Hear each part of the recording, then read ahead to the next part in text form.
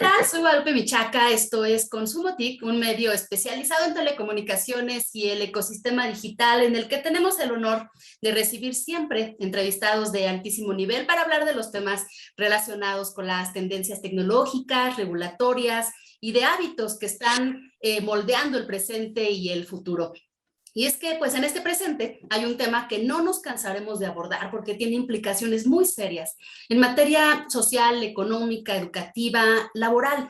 Se trata de la brecha digital. Y es que en América Latina alrededor de 244 millones de personas pues no tienen acceso a Internet. Estamos hablando de 32% de los habitantes de esta región.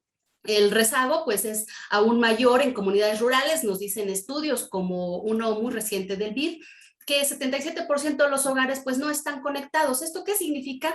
Bueno, pues que 32 millones de niños y niñas de entre 5 y 12 años de edad, solamente como para poner un ejemplo, pues no pueden tomar clases en línea. De ahí que estamos hablando de un impacto en la educación, en el desarrollo social, en lo individual, pero también en lo colectivo. Y hay mucho más que decir y por ello es que le doy la más cordial bienvenida a nuestro invitado de hoy.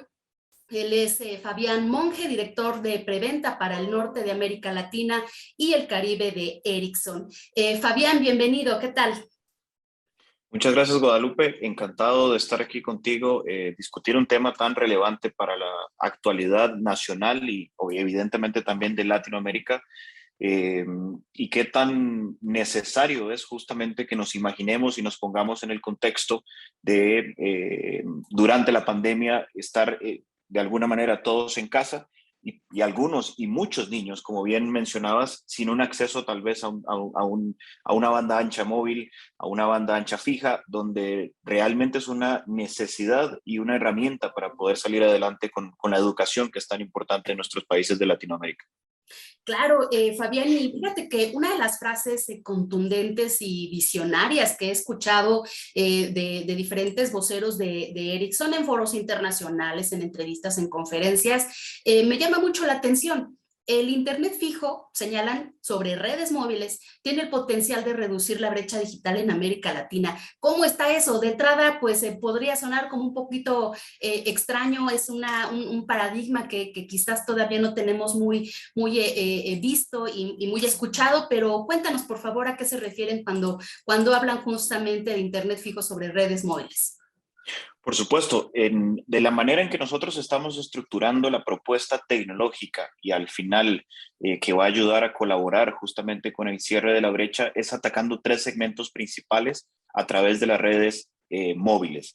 La primera es justamente lo que mencionabas como fija inalámbrica, donde básicamente mediante el uso de los activos espectrales que tienen los operadores móviles hoy, puedan utilizar cierta parte de ese espectro para llegar a los hogares de muchas de las personas que hoy no tienen una conexión fija de alta velocidad, sea por fibra, sea por cable coaxial o sea por cobre.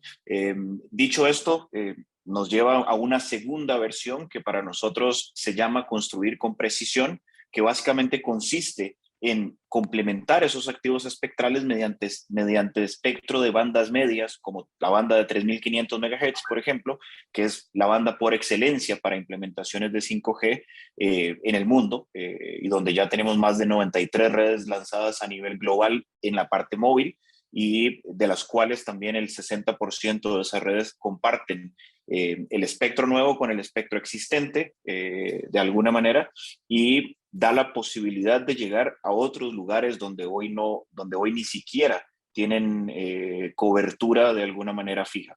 El tercer, y creo que es uno de los más relevantes para llegar a conectar a todas estas personas, es lo que nosotros denominamos, es por su nombre en inglés como Connect the Unconnected. Básicamente son prácticamente alternativas donde realmente no hay absolutamente nada. Y aquí hablábamos en nuestro webinar hace algunos días, justamente poniendo en contexto un lugar como Chiapas, aquí en México, ¿no? Donde básicamente hay poca o nula cobertura móvil, no hay cobertura tampoco de telefonía fija ni de servicios de Internet o de un acceso, digamos, dominante para poder llegar a esos sectores y que esto se convierta en una alternativa real, viable y costo eficiente. ¿Por qué nosotros creemos que tiene que ser de alguna manera costo eficiente? Porque al final el tendido de tecnología fija, como la fibra óptica, como los cables coaxiales o como el mismo cobre que mencionaba anteriormente, tiene un costo elevado y tiene un tiempo de implementación bastante largo. Mientras que digamos que justamente la potencialidad de ir con un servicio fijo móvil o Fixed Wireless Access, básicamente sobre la reutilización de los activos existentes en cuanto a torres, infraestructura, la misma parte de acceso y demás. Pero esta conexión tiene que ser estable, tiene que ser robusta, tiene que ser lo suficientemente veloz para poder albergar ciertos servicios como la educación en línea, por ejemplo, como centros médicos. Recientemente, por ejemplo, en Europa lanzamos específicamente un servicio donde los hospitales están mediante cobertura de 5G, aprovechando para interconectarse uno y otro justamente en la parte del COVID. Entonces, básicamente se refiere a esto. Ahora, ¿qué se prevé? Básicamente que el 90% de la población de Latinoamérica esté conectada por 4G, mientras que para el 2025 nosotros esperamos que el 65% de la población ya esté también expuesta a tecnología de 5G. En lo que llegamos a ese punto y esperamos también que los gobiernos pongan a disposición espectro adicional de una manera accesible y responsable y que ojalá impulsen tipos de casos de uso como el Fixed Wireless Access, vamos a esperar, digamos, cierta curva de adopción, ¿cierto? Esa curva de adopción está limitada no solamente por la cobertura en sí de la tecnología, sino también por los dispositivos móviles. Y en lo que los dispositivos móviles llegan, una de nuestras discursos o propuestas de valor hacia los operadores y hacia el usuario final es justamente que se utilice para Fixed Wireless Access, que representa una metodología, como explicamos anteriormente, para cerrar la brecha digital, pero para los operadores también, para poder monetizar esas inversiones tan grandes que tienen que hacer a la introducción de una tecnología. Claro, abordas aspectos muy interesantes y quisiera irlos desmenuzando. Hablas de entrada de inversiones y sabemos que la inyección de inversión que se requiere para proyectos de telecomunicaciones pues son muy altas, no son, y además de muy largo plazo. Aquí quisiera preguntarte, ¿cuál es el papel que juegan los gobiernos de nuestra región, de América Latina, considerando justamente cómo juegan a favor el tema de las inversiones, de la certeza jurídica? Hablabas también de la necesidad de espectro y de todo lo que tiene que ver justamente con todos estos desafíos para poder pues avanzar hacia una reducción más franca de la brecha digital. Sí, en realidad juegan un papel preponderante, perdón. ¿Por qué? Porque los gobiernos al final son los dueños del espectro adicional que se requiere para introducir 5G.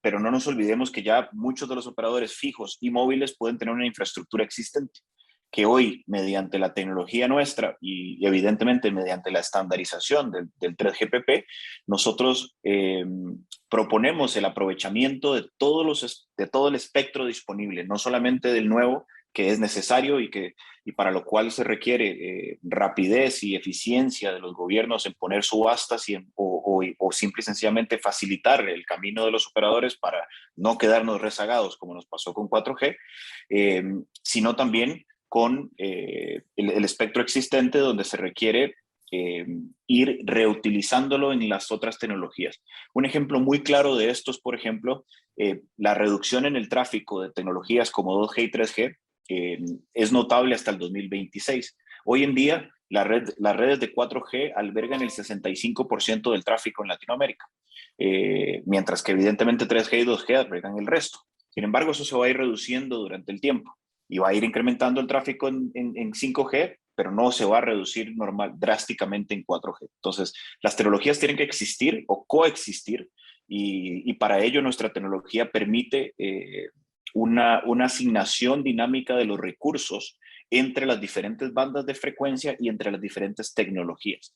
Y eso es muy importante porque también reduce esa inversión inicial para llegar a muchos de esos lugares. Técnicamente la funcionalidad se llama el Dynamic Spectrum Sharing y justamente lo que permite hacer es ese aprovechamiento y esa eficiencia espectral de quienes ponen, digamos, la posibilidad de ofrecer servicios en móviles. Pero también es importante que lo que hemos visto también en otros gobiernos es que durante las subastas de espectro ponen incentivos muy interesantes en el costo del mismo para impulsando de alguna manera iniciativas como el Fixed Wireless Access para llegar a esos lugares rurales a donde hoy están totalmente desconectados y de alguna manera dan esa posibilidad de tener un propósito en la conectividad. No que hoy no que hoy no tengamos un propósito, pero ese propósito extra, ¿no? De incentivar de alguna manera a estas empresas a llegar con un objetivo social y económico, evidentemente, hacia una conectividad y una reducción de la brecha digital. Y hay datos muy interesantes, ¿no? Que, por ejemplo, el Observatorio Regional de Banda Ancha de la CEPAL hablaba de que 1 de cada 3 habitantes tienen un acceso limitado o nulo al Internet. Y esto básicamente se ve mucho reflejado en Latinoamérica con lo que mencionabas anteriormente del 70% o el 77% más o menos de los lugares rurales en Latinoamérica que no están conectados hoy en día. Entonces, imaginémonos, y es uno de nuestros, digamos, lemas de hoy en día en Ericsson, es imaginarse lo posible, ¿no? Imaginémonos que logremos llegar a esos lugares con una conectividad viable, ¿no? O sea, ¿qué herramienta tan poderosa es la tecnología en sí para poder generar desarrollo económico? Y ese desarrollo económico está estimado en la unidad de inteligencia de un diario que se llama The Economist de los Estados Unidos, en donde nos dice que cada 10% de aumento en la conectividad escolar ayuda a reducir un 1.1% el Producto Interno Bruto. Perdón, aumentar, disculpa. Entonces, justamente es eso. Y por eso creemos en que el Fixed Wireless Access y en nuestras estimaciones estaría llegando a 180 millones de conexiones. ¿Pero eso qué significa en cantidad de gente? Significan 650 millones de personas que hoy no están conectadas y que van a tener esa posibilidad de acceder a una tecnología, que pueden ser los próximos inventores del próximo Facebook, del próximo Netflix, de cualquier cosa que realmente donde la creatividad humana tenga su límite. Claro. ¿Cuáles son los elementos que tienen que suceder? ¿Qué piezas se tienen que acomodar para llegar justamente a este escenario en el que tú señalas, en el que el PIB regional, el PIB también de los países, pues se incremente a partir de la conectividad, del uso productivo de la tecnología, para que las futuras generaciones pues formen parte de esta economía digital de manera pues mucho más activa? Hablabas hace un momento, me regreso un pasito al tema del espectro, justamente de cómo los costos del espectro pues son fundamentales para dinamizar este mercado en telecomunicaciones. En México tenemos un título que no nos da nada de orgullo, tenemos uno de los precios de espectro mucho más caros de América Latina, el más oneroso del mundo. Entonces, pues quisiera preguntarte cuáles son estas piezas que se tienen que acomodar, te decía, para que esto suceda. Ya tocabas el ámbito de los gobiernos. Te pregunto sobre tu opinión sobre el tema de los costos de espectro en México también, pero a nivel regional. Hablas de estos incentivos para los operadores, pero ¿cuáles son los otros elementos que tú identificas? No sé, habilidades digitales, programas por parte de la industria. ¿Qué estás viendo, Fabián? Nosotros, como bien dice, creemos en que el espectro y más que nada el servicio de Internet tiene que ser de alguna manera universal y asequible. Y evidentemente, pues cada gobierno tiene que fijar sus políticas de acuerdo a la realidad local que se tenga, ¿no? Sin embargo, no solamente está ahí, ¿no? O sea, cuando conversamos con nuestros clientes acerca de la posibilidad de introducir 5G en las redes, por darte un ejemplo un poquitito más global, parte por el cómo monetizar una nueva tecnología, el cómo asegurar que tiene un retorno de inversión lo suficientemente atractivo para justamente tomar las acciones necesarias y ser los primeros en lanzar un servicio de 5G. Entonces, bajo esto, Ericsson tiene un estudio que se llama 5 maneras hacia 5G, que está en Ericsson.com, y básicamente establecemos la potencialidad de los casos de uso asociados al 5G. Hoy en día, solamente 1/3 de los casos de uso está siendo comercializado. Quiere decir que tenemos un potencial de 2/3 por monetizar, por pensar, por lanzar, o que están ahorita mismo en investigación y desarrollo, o que están en etapas de pruebas. Dicho esto, el Fixed Wireless Access es una oferta de alguna manera no exclusiva para los operadores móviles, pero sí complementaria para ellos. Entonces, lo primero que nosotros invitamos a nuestros clientes es justamente a pensar en esa potencialidad de aprovechar al máximo sus activos espectrales, que lo menciono mucho justamente porque tienen un costo tan alto que al final necesitamos aprovecharlos al máximo. Y este tipo de casos de uso nos da esa posibilidad de hacerlo en diferentes sectores de la población, dependiendo de lo que tenga. Ahora bien, también tenemos los operadores fijos de otro lado, que se dedican y se especializan justamente en llegar con la fibra, con el cable coaxial, con el cable de cobre, hasta las casas y negocios también de cada uno de nosotros. Y justamente donde, en lugar de hacer un tendido de fibra óptica, hacer excavaciones que sabemos que pueden tomar muchísimo tiempo, nuestra propuesta de valor es la combinación de estos servicios en función de los usuarios finales. Otra potencialidad, por ejemplo, que hablábamos del crecimiento de lo que puede ser una tecnología en vías de desarrollo, si se quiere, ¿no? Hoy en día, básicamente, solamente el 40% de los operadores a nivel mundial ha decidido empezar a comercializar este tipo de conectividad. Sin embargo, les ha aumentado ¿cómo se llama?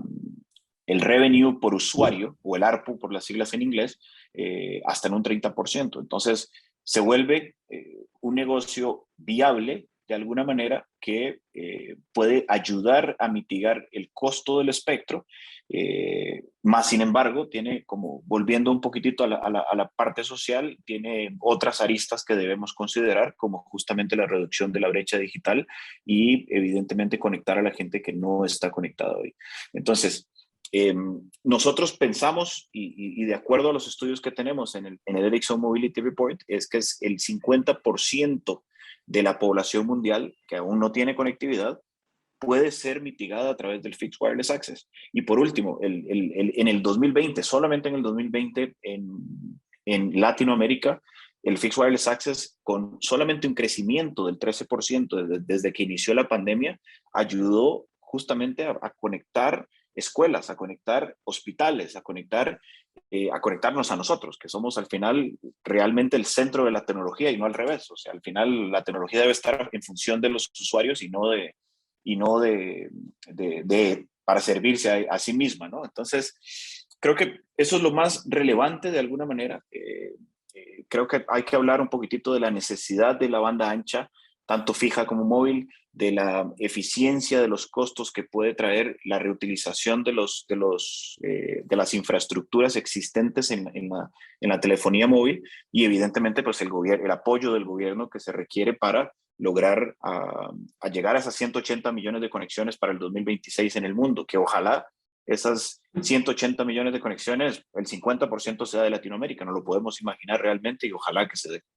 Claro, por supuesto que para lograr estos objetivos de conectividad, que hay que decirlo, son compartidos tanto por la industria como por los gobiernos. Nos conviene a todos Claro. como sociedad, como economías emergentes, pues apostar por la banda ancha, apostar por la conectividad, y pues por tener economías basadas en lo digital. El futuro, siempre nos encanta mucho escuchar cómo en los foros internacionales nos dicen, pues el futuro, ese futuro del que hablábamos, ya no es algo que vaya a suceder, ya nos alcanzó, ya estamos instalados en este momento, y un fenómeno tan trágico como la pandemia, pues dentro de todo, pues ayudó, contribuyó a dar este brinco a la digitalización. Ya estamos ahí, y pues los desafíos ya no pueden esperar, hay que poner manos a la obra, ¿no?